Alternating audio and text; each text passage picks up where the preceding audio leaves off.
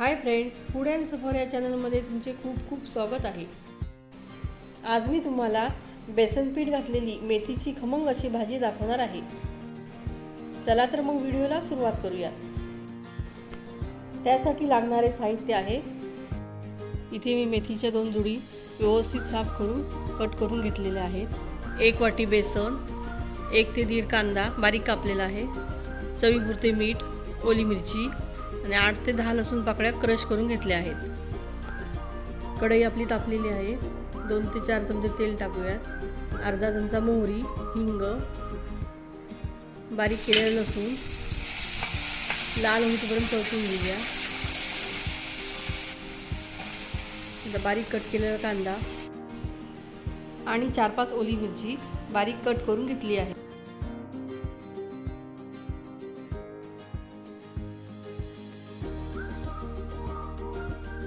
यात थोडेसे मीठ टाकूया, म्हणजे कांदा मऊ होण्यास मदत होते।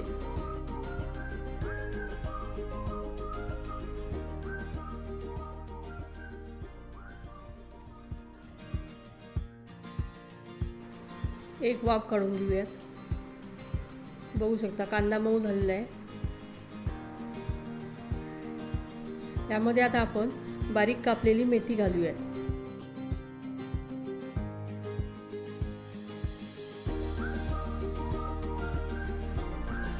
व झाकण ठेवून 2 मिनिटे ठेवूया। आता आपली मेथीची भाजी पूर्ण शिजलेली आहे। थोडीशी साखर, कारण मेथी ही कडू असते त्यामुळे जरासं चवीसाठी साखर टाकायची व थोडेसे चवीपुरते मीठ आपण पहिल्यांदा थोडेसे टाकलेले आहे।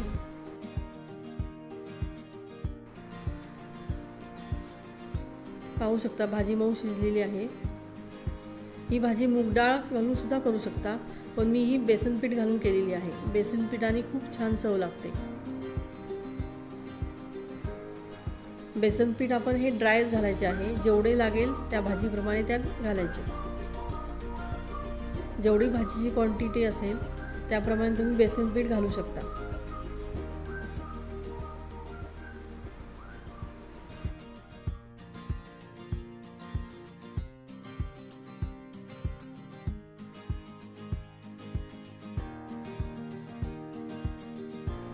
आपण यामध्ये जेवढे जास्त पीठ घालू तेवढी भाजी छान होते।